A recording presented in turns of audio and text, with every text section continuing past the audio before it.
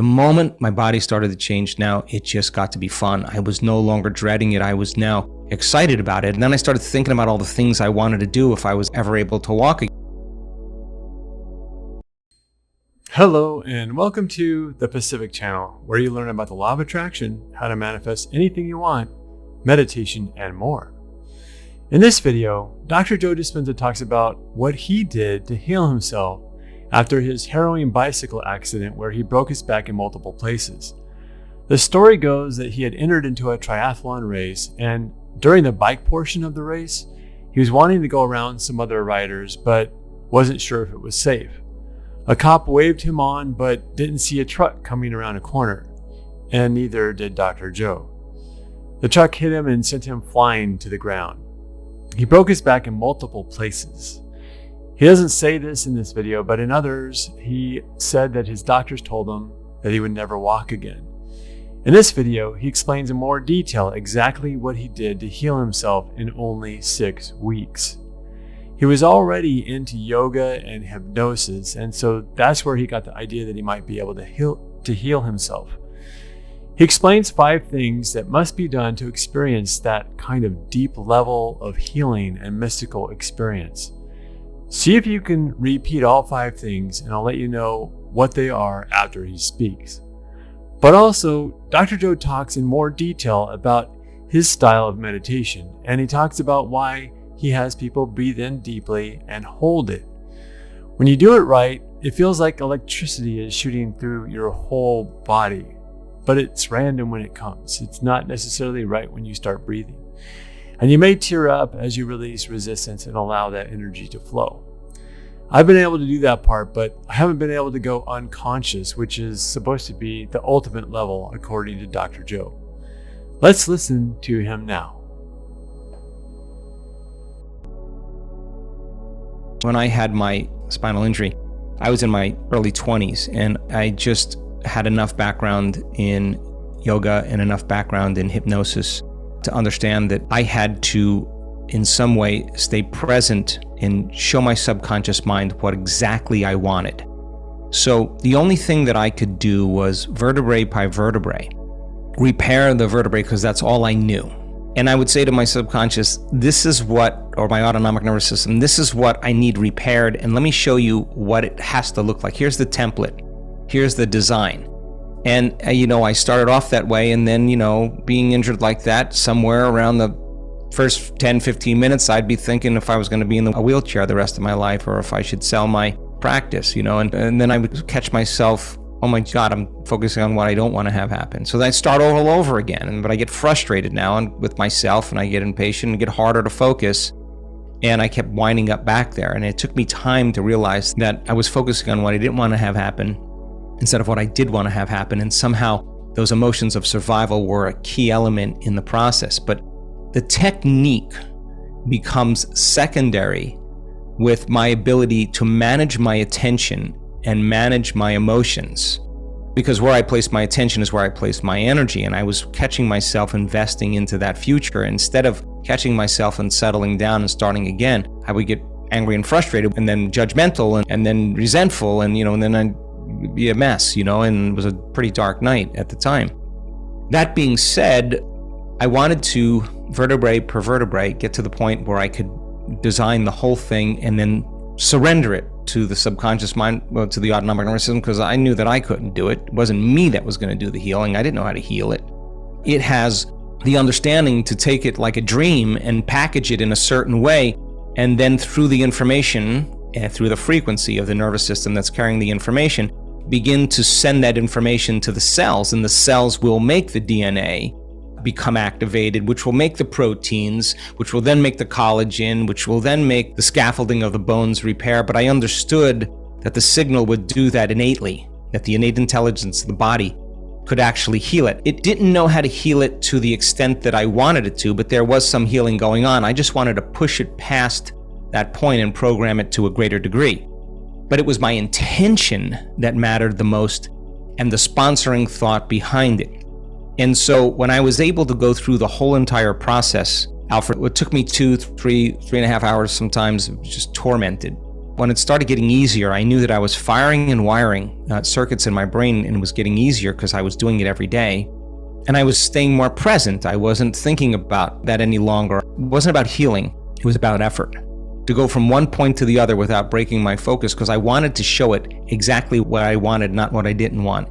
I had nothing else to do. I had plenty of time to actually practice this. And so when I started seeing the changes in my health, when I started to see the changes in my pain levels and the numbness and all that other stuff, the moment my body started to change, now it just got to be fun. I was no longer dreading it. I was now excited about it. And then I started thinking about all the things I wanted to do if I was ever able to walk again. Now the whole thing changed. I wasn't obsessing about being in a wheelchair or being deformed or paralyzed and having sensory problems or having to get a surgery or whatever. I was thinking about doing the things I would love to do again, like sit at a table and have lunch with my friends, my buddies, to ride a bike again, to watch a sunset again. I promised myself. I just kept seeing those futures and emotionally getting excited about them. And I was conditioning now the body to believe it was living in that environment. Why? Because the body doesn't know the difference between the real life experience that creates the emotion and the emotion that I was creating by thought alone. So the innate intelligence, the body does that for us. Now, I've evolved quite a bit since 1986, I can tell you that, in terms of my understanding. But it's the intention and the elevated emotion and being present and constantly doing it and believing that it was possible that made the biggest difference. Now, if you have an MVP and you want to practice heart coherence, I'm certainly a big fan of studying this, because the more energy the heart has by putting your attention on it, and we see it filling up like a gas tank. You put your attention on it, the energy fills up in the heart. It's so important for that to happen because that's available energy for the heart to use. We have had numerous people have all kinds of changes in their heart, and I wouldn't try to see the cells make the proteins and the DNA becoming activated. I would just study that's the process when you give the cells the right emotional signature. If you combine that emotional signature with that intention, that clear intention, a function of a coherent brain, an elevated emotion, a function of a coherent heart, somehow relaxed in the heart and awake in the brain, begins to produce phenomenological changes that take place outside of convention, outside of the normal. And we would call that a spontaneous remission or a spontaneous healing. So try it. The coupling of the contraction of those muscles, coordinating it with the breath that represents your intention to draw energy from that center with your breath and deliver it to another energy center because you have the free will to do that. If you practice that enough times, it's very, very difficult to think about your Instagram account when you're holding your breath, locking everything down and squeezing and pulling up. It's very hard to think about a whole lot of other things when we instruct people to this point.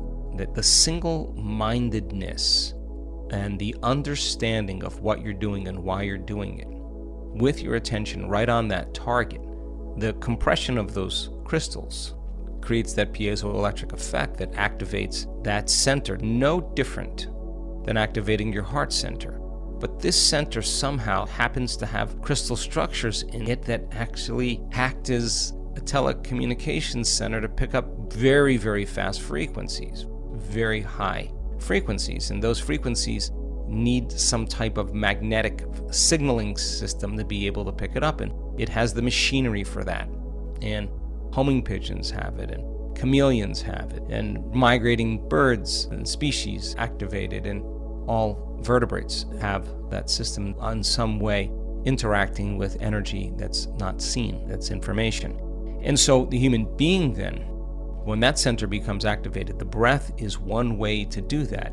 And the movement of that energy, instead of releasing it out of the animal self, that the act is really a divine act to activate that other center. If the person is not resisting and they're not feeling tired or they can't get beyond themselves or wondering if they're doing it right, people say, what am I doing wrong in the breath?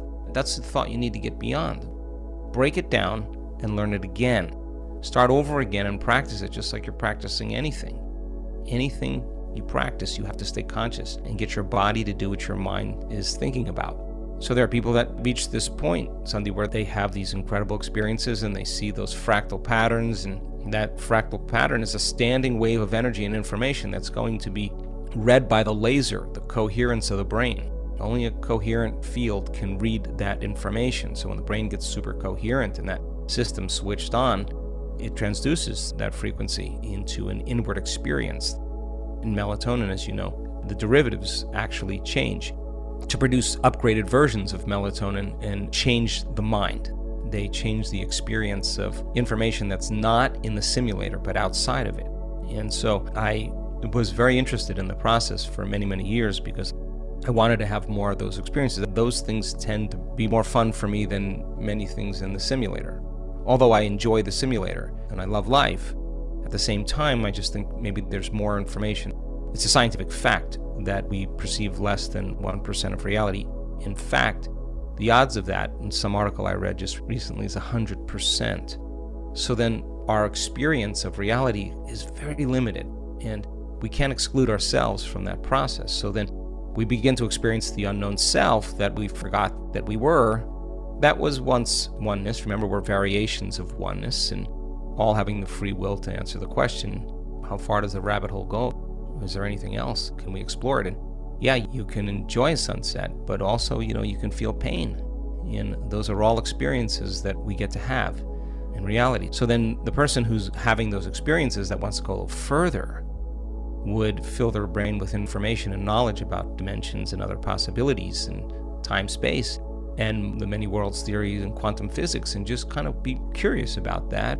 And at the same time may want to get up a little earlier in the morning and do the breath to compress those crystals and practice that pineal gland meditation and work on sitting up for a little longer than you like to and see if you can stay present the entire time and go through those steps, and then lay down and inhale, exhale, take it to the next level if you truly want the mystical, and then it's right at your fingertips.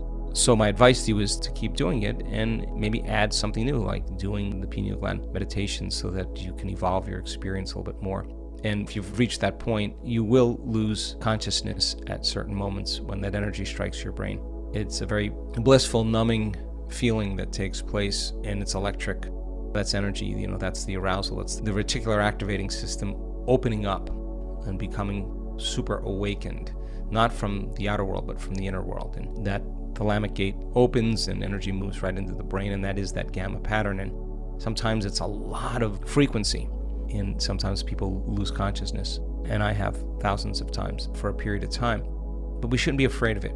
I just know that if you can relax into it, it'll continue to evolve. And lastly, let's not make it be about that phenomenon. Let's make it be about how we can continue to experience greater level. So, were you able to identify all 5 things to experience this kind of deep level of healing and mystical experience? The first one is to overcome resistance. So much of the problems that we experience in life is simply because we have resistant thoughts. Doubt, fear, and worry are all thoughts and feelings of resistance. The second thing is not feeling like a victim. This is about taking responsibility for everything in our lives instead of blaming others. The third thing is overcoming past emotions. You can do this with energy healing modalities like EFT, which is the best for this in my opinion. EFT is a tapping technique that can completely remove all negative feelings about past events and memories. The fourth thing is feeling the emotions of the future now. It's feeling as if you already have what you want. This is another law of attraction teaching that you create through the power of how you think and feel. Most think that you can't be happy until they heal themselves or get that new car or home or whatever. But that's backward. If you are happy first, then you will attract the healing, the car, and the home. The fifth thing related to not feeling like a victim is no longer feeling sorry for yourself.